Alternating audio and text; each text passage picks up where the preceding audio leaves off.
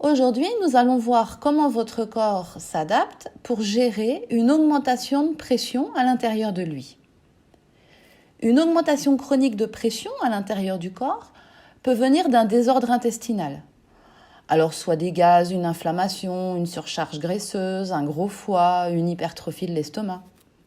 Mais peut aussi être causée, comme nous en avons déjà parlé, par un blocage diaphragmatique en position basse, en position inspiratoire. Quand vous prenez de l'air à l'inspiration, le diaphragme se contracte et descend. C'est le premier temps de l'inspiration. Il vient pousser les viscères et puis il prend appui sur eux. Le ventre se gonfle. Pendant le second temps de l'inspiration, le diaphragme en appui sur les viscères continue de se contracter et par un jeu de poulies de réflexion entraîne le soulèvement et l'écartement des côtes. Ce sont les respirations thoraciques moyennes et hautes. Ce second temps de l'inspiration est possible grâce au muscle transverse, le plus profond de vos abdominaux, qui travaille en synergie avec le diaphragme pour faire contre-appui et lui permettre de libérer son plein potentiel. Quand vous soufflez à l'expiration, le diaphragme se relâche et remonte. C'est un temps naturellement passif, sauf si vous forcez votre expiration pour la rendre volontaire. Dans ce cas, d'autres muscles expirateurs entrent en jeu et se contractent. Cette expiration devient active. Ce phénomène de respiration crée naturellement une alternance d'hyperpression, pression positive, et d'hypopression, pression négative, dans votre ventre. Le corps a besoin de cette alternance pour aller bien. Si pour une raison ou pour une autre, votre diaphragme ne se relâche pas complètement, il garde un appui sur les viscères et la pression dans votre ventre reste augmentée. La cause est souvent d'origine émotionnelle. Au final, il y a trop de pression dans le ventre et le corps doit à tout prix rééquilibrer ses pressions en déséquilibre. Le corps déteste quand il y a trop ou pas assez de pression. Son seul objectif, qui le rend heureux, c'est l'équilibre des pressions. La météo fonctionne un peu pareil, toute la nature d'ailleurs. Quand l'air est plus chaud, donc plus léger, la pression atmosphérique est plus faible. L'air monte, il y a du vent et en se refroidissant, l'air crée des nuages. Retour à l'équilibre. Donc le corps doit trouver des astuces pour faire lâcher cette pression et il va y mettre toute l'énergie nécessaire et utiliser tous les moyens dont il dispose. Qu'est-ce qu'il va faire ? Regardez votre écran, il y a un schéma qui vous l'explique. Le corps va donner l'information aux chaînes musculaires de venir avancer et ouvrir le bassin. C'est-à-dire qu'il favorise l'antéversion et l'ouverture du bassin pour augmenter l'espace que le squelette doit dédier aux organes. Le corps va également demander au thorax de se soulever pour augmenter l'espace pour le ventre. C'est une crispation qui perturbe la respiration. Au passage, le périnée devra lâcher un peu de tonicité pour ne pas contrecarrer les plombs du corps qui doit pouvoir évacuer de la pression par là également. C'est souvent là que vous commencez à râler car vous avez du mal à retenir longtemps les urines. Instabilité mictionnelle, fuite urinaire à l'effort. Vous courez chez le spécialiste pour faire de la musculation du périnée avec des sondes et autres appareils de biofeedback. Parfois cela fonctionne, mais si la cause du relâchement du périnée est l'adaptation de votre corps à une hyperpression abdominale, les résultats que vous obtiendrez seront décevants et on vous dira « Oh madame, je suis désolée, mais il vous faudra dorénavant faire avec, c'est l'âge. » Non, ce n'est pas l'âge. C'est votre corps qui gère vos pressions internes. En fait, avec cette adaptation, votre ligne de gravité, la projection de votre poids vers le sol, passe dorénavant par une zone de faiblesse du périnée au lieu de tomber sur sa ligne de force. Et comme il est déjà légèrement relâché, cela amplifie les troubles qui peuvent devenir handicapants. Si vous rééquilibrez ces pressions internes par vous-même, le corps n'aura plus besoin de le faire en recrutant ce qui ne devait pas l'être.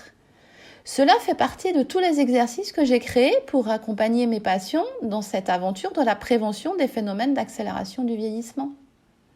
Après la grossesse, qui demande une adaptation évidente du corps en déploiement, certaines femmes, même celles qui ont eu une césarienne, présentent des instabilités mictionnelles. C'est ce phénomène qui s'applique. Le corps a besoin de temps et parfois d'accompagnement pour retrouver une posture juste. En effet, quand une femme est enceinte, son corps vient petit à petit se mettre dans un schéma de déploiement viscéral, en ouverture. C'est d'ailleurs une position très caractéristique de fin de grossesse. Au fur et à mesure que bébé prend de la place, l'espace dédié au ventre doit grandir. Le muscle transverse, qui est le seul des muscles abdominaux à faire une sangle abdominale, il fait tout le tour du corps, doit se distendre assez pour que cela puisse se faire. Alors le corps lui envoie l'ordre, imprégnation hormonale, de se sidérer. C'est-à-dire qu'il dit au transverse, tu es pendant 9 mois en vacances, on ne veut plus entendre parler de toi. Ainsi, le transverse peut se laisser dilater. Il n'a plus mal. Le ventre peut grossir. La pression intraventrale augmente. La femme a les genoux qui s'ouvrent, le bassin vers l'avant, le dos creux, et a une marche dandinante et parfois même quelques œdèmes. Une fois que la femme accouche, en l'espace de très peu de temps, il n'y a plus de pression significative dans le ventre car le bébé est parti.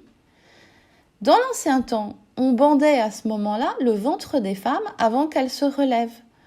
On bandait leur ventre pour garder la même pression dans le ventre que celle existante en fin de grossesse.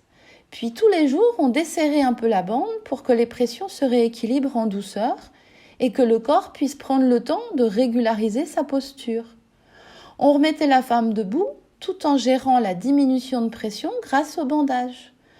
Tout reprenait forme tranquillement en 3 à 6 semaines, le temps que le transverse sorte de sa sidération et que les structures musculaires et squelettiques reprennent la position idéale pour garantir un niveau de pression correct au niveau du ventre. À l'heure actuelle, les femmes qui viennent d'accoucher sont remises debout tout de suite, sans bandage et sans explication. Elles sont livrées à elles-mêmes et on les laisse partir comme cela.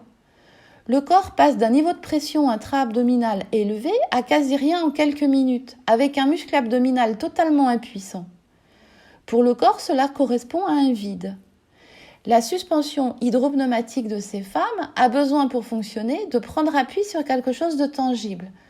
L'appui de la suspension hydropneumatique antérieure, que je vous ai déjà décrit, donne à notre psyché un sentiment de stabilité, le sentiment de se sentir plus fort parce que toutes nos chaînes musculaires passent par le diaphragme. Et lorsque celui-ci peut avoir un appui stable, toutes les chaînes musculaires peuvent développer une force maximale car elles ont un point fixe pour pouvoir tirer. Si vous avez déjà essayé de sortir votre chien en étant sur des rollers ou un skateboard, vous comprenez bien ce que je veux dire. Si vous êtes sur des patins à roulettes et que votre chien tire sur la laisse, vous allez avoir toutes les peines du monde pour le freiner. Vous allez partir avec. Si vous voulez développer de la force dans votre bras, il faut que vos 2 pieds soient bien ancrés dans le sol. Et c'est exactement pareil avec les chaînes musculaires. Quand vous avez un effort à fournir et pour vous sentir fort, vous vous bloquez spontanément et inconsciemment en position inspiratoire pour avoir un point d'appui stable et pouvoir développer toute votre force.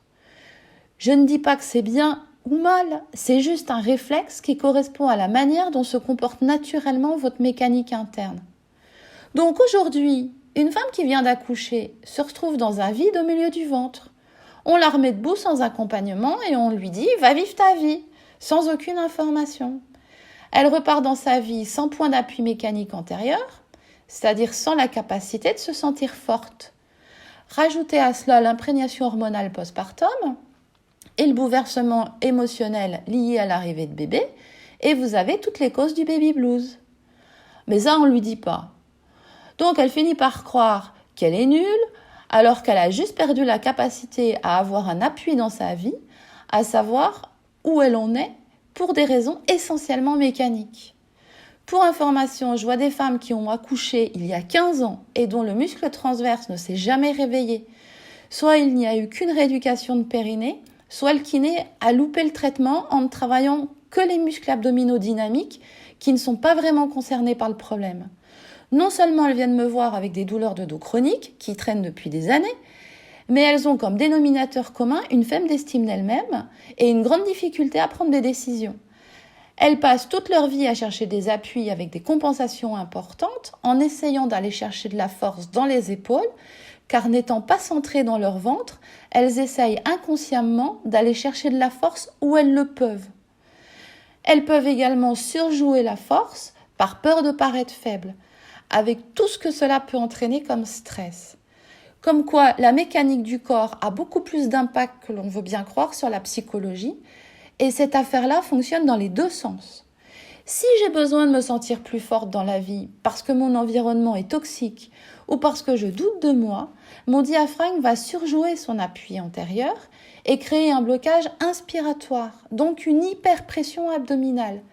Et si on me retire cet appui, je vais être totalement déstabilisée et perdue dans ma vie. De la même manière, le corps peut être dépassé par votre système musculo-squelettique car il est déjà trop raide pour antéverser et ouvrir votre bassin. Alors, il doit avoir une fuite de pression. C'est là qu'apparaît la hernie inguinale, un petit trou qui se forme dans vos tissus en haut de la cuisse, dans le pli de laine et par lequel s'échappent vos intestins. Alors, vous y découvrez une bosse. Le chirurgien répare, mais comme on vous dit que c'est de la faute à pas de chance, vous continuez votre petite train de vie jusqu'à ce qu'une seconde alerte apparaisse de l'autre côté. Une fois l'espace dédié au ventre agrandi, le confort réapparaît.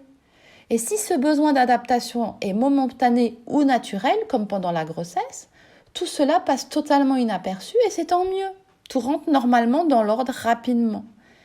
Mais si cette hyperpression abdominale est constante, dite chronique, les muscles qui ouvrent le bassin, les chaînes latérales de hanche, et la partie inférieure de la chaîne de flexion vont être en permanence crispés pour maintenir au quotidien l'antéversion et l'ouverture du bassin. Ces muscles ne sont pas faits pour ce travail statique permanent. Ils râlent et s'échauffent. C'est d'ailleurs ce qui vous fait courir chez le médecin pour trouver une solution. Et vous repartez avec le diagnostic de tendinite trochantérienne et éventuellement 3 autres rendez-vous pour des infiltrations espacées de quelques semaines. Et si cela vous fait toujours mal, eh bien ce sera encore l'âge le responsable et vous devrez revoir une nouvelle fois à la baisse vos objectifs de mobilité. Pas de chance, aura encore frappé. Donc votre corps commence à utiliser des muscles non prévus pour cela, pour adapter votre posture aux exigences de pression. Cela veut dire que ces muscles ne seront plus du tout aussi disponibles pour faire ce pourquoi ils ont été mis là. Entre autres, garder un bon équilibre du bassin quand vous marchez, passer d'une jambe sur l'autre dans le déroulant de la marche. Bref, les sensations d'instabilité lors de la marche vous guettent. Vous vous sentez vieillir. En effet, le déploiement du corps nécessaire à sa gestion des hyperpressions abdominales ont un impact sévère sur l'équilibre du corps. La modification posturale du bassin a des conséquences sur les genoux, les chevilles, le dos et même les épaules. Mais ce ne sont pas les seules conséquences de ce mode d'adaptation. Et vous allez voir que notre ami pas de chance peut retourner se cacher, car ce mode adaptatif génère par voie de conséquence des troubles douloureux, des inconforts, connus des années à l'avance, donc explicables et prévisibles. Qui dit prévisible dit qui peut faire l'objet d'une campagne de prévention. C'est d'ailleurs cela qui m'a propulsée dans ma démarche de prévention primaire de l'accélération du vieillissement.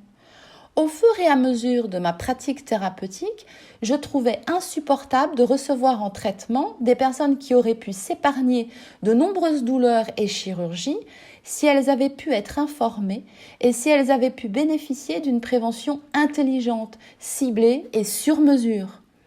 On peut lire des années à l'avance les conséquences articulaires des phénomènes adaptatifs du corps et cela n'a rien à voir avec la chance. C'est mécanique. Regardons de plus près les conséquences posturales de la gestion de l'hyperpression abdominale par le corps qui sont génératrices d'inconfort et de douleur. La première conséquence va peut-être vous faire enfin comprendre pourquoi certains de vos efforts en salle de sport sont vains et peut-être inadaptés. Pour gérer l'augmentation de pression, le corps doit faire lâcher sa sangle abdominale. Et oui, plus question d'avoir des abdominaux qui ressemblent à des plaquettes de chocolat. Le corps ne peut plus se permettre cela. Et si vous vous acharnez, non seulement vos abdos resteront peu toniques en position debout, mais en plus, à chaque répétition de l'exercice, et encore plus si vous oubliez de souffler sur l'effort, vous augmentez encore l'hyperpression intra-abdominale. En général, après ce genre de séance, vous avez mal au dos. C'est juste logique. Ce n'est toujours pas la fatalité. Ce n'est pas parce que votre coach est nul, ni parce que vous avez fait un faux mouvement ou que vous étiez dans un mauvais jour. C'est que votre corps ne peut pas accepter d'avoir des abdominaux toniques s'il doit gérer une hyperpression abdominale. Et en faisant cela, vous êtes en train de dire à votre corps « c'est moi qui décide, c'est moi qui ai raison, tais-toi, toi t'as tort, bonjour l'ambiance ». Ensuite, vous râlez après moi parce que je n'ai pas la disponibilité pour vous réparer dans la journée et que vous avez super mal. Une petite remarque pour les stressés chroniques qui font du sport pour évacuer. Vous verrez plus tard pourquoi, mais le stress bloque le diaphragme en inspiration. Donc n'attaquez pas votre séance de sport par des abdos ou des squats. Commencez par lâcher cette pression qui se retrouve dans votre ventre, soit par du cardio ou encore mieux par une petite pause yoga. On retrouve dans ce type de schéma adaptatif des crispations chroniques sur le devant des cuisses, quadriceps. Parfois d'un côté et pas de l'autre, car un côté a moins besoin de s'adapter. Le positionnement du bassin crée un pseudo-raccourcissement des ischio-jambiers, muscles à l'arrière des cuisses. Des contractures réflexes dans les muscles du dos. Tout ce qu'il faut pour avoir très mal. Ce schéma adaptatif se fait aux dépens de vos articulations. Il augmente la pression sur les articulations de votre colonne vertébrale. Ouais, je vous vois arriver avec vos laxités, des sacro-iliaques et des douleurs en barre dans le bas du dos. Des spondylistésistes L5 et 5. Bon, ceux qui ont ça, ils savent ce que c'est. Des dos plats et des lordoses lombaires. Vous m'annoncez avec gravité que vous avez une jambe plus courte que l'autre. Oh, c'est juste la conséquence d'un déséquilibre. Vous pouvez avoir un côté du bassin qui est plus antéversé et ouvert que l'autre. Si on mesure les os, rassurez-vous, ils ont la même longueur. Mais par le jeu des tensions musculaires, il y a un décalage qui donne l'impression qu'une jambe est plus courte que l'autre. C'est-à-dire qu'il y a une jambe plus crispée que l'autre, plus en adaptation que l'autre. Donc cette jambe plus courte, c'est pas vraiment vrai, pour reprendre l'expression que vous me dites souvent. Les ostéopathes, certains kinés utilisent aussi souvent ce terme car il est facile à comprendre, mais ils travaillent dessus et arrivent à le corriger. Mais notez qu'il existe deux manières de vous le dire. Soit on vous dit « Oh là là là là, madame, vous avez une jambe plus courte que l'autre. On va vous mettre une semelle et vous resterez ainsi toute votre vie. » En gros, on vous dit que vous avez encore une fois la maladie pas de chance et que vous êtes foutu. Et vous repartez avec comme pensée en arrière-plan « Je ne conviens pas, mon corps ne convient pas, je ne suis pas bien, je ne suis pas, etc. » Et vous devez vivre avec ça. Et vous commencez à créer une défiance et un sentiment de mal-être envers votre corps qui est extrêmement dommageable pour la suite, car tout cela aura des répercussions pour votre avenir corporel bien plus palpable que vous ne pourriez le penser. Il existe une autre manière de vous dire « Ah tiens, il y a une jambe qui a l'air plus courte que l'autre. » Bon, vous inquiétez pas, c'est pas grave, cela montre que votre corps a eu besoin de créer une adaptation pour fonctionner. Pas de souci, on va travailler dessus. Dans les faits, ce n'est pas grave que vous ayez une jambe plus courte que l'autre. Si votre corps garde malgré tout toutes les capacités de vivre avec et de compenser. Où cela commence à poser problème, c'est lorsque votre corps montre une jambe plus courte que l'autre et qu'il est bloqué dans sa rigidité. Tout est figé et même si je mobilise passivement, sans effort de votre part, votre bassin, tout est figé et rien ne bouge. Cela veut dire que le corps ne peut plus s'adapter, qu'il lui manque un rouage, qu'il y a quelque chose qui ne marche vraiment plus. Il est alors temps d'intervenir pour permettre au corps de retrouver une fluidité indispensable à son fonctionnement. C'est pourquoi une grande partie de mon travail de prévention des phénomènes d'accélération du vieillissement se fait grâce à un travail en rythme, assis sur des gros ballons, pour permettre à toute cette mécanique de retrouver de la fluidité dans les trois plans de l'espace. Indépendamment de la fausse jambe courte, j'aimerais aussi que cet exemple vous permette de comprendre que vous ne devez pas accepter une thérapie qui vous culpabilise. L'accompagnement thérapeutique doit avant tout vous aider à vous accepter tel que vous êtes. Accepter qui on est, c'est accepter notre corps tel qu'il est. Cette acceptation n'est pas une démission. Reconnaître votre corps tel qu'il est maintenant, c'est accepter de comprendre ce qu'il est en train de vous raconter. Et vous allez aimer ses défauts, vous allez vivre avec ses défauts, en apprenant à les compenser naturellement et à travailler à partir de ce qu'il vous donne comme information sur lui. Et tout cela redonne de l'espoir car vous allez pouvoir ressentir de manière factuelle que la progression est possible. Vous allez vous connecter aux capacités de résilience de votre corps. Plus vous allez vous aimer, plus vous allez aimer votre corps et avoir de la compassion pour lui, au lieu de croire qu'il est nul, moche et bancal, plus vous allez voir la vie différemment, car vous aurez retrouvé un sens dans votre connexion à vous-même et à votre corps, le sens d'aller mieux. Pour en revenir aux conséquences de l'adaptation du corps à une augmentation de pression intra-abdominale, on retrouve la fameuse tendinite iliaque ou trochantérienne, qui maintenant, vous le savez, n'en est pas une. Chez les adolescents, on peut trouver un Ausgutschlatter, bosse sous le genou au niveau de l'insertion du quadriceps. Et quel que soit l'âge, tendinite rotulienne, idarthrose, ou dans les genoux, et inflammations diverses. C'est quand même dommage de ne pas avoir simplement surveillé votre hyperpression abdominale. Si cette vidéo vous a plu, n'oubliez pas de liker et abonnez-vous à ma chaîne pour connaître la suite. À très bientôt pour une nouvelle vidéo où je vous expliquerai comment votre corps se déforme pour gérer une diminution de pression à l'intérieur de lui.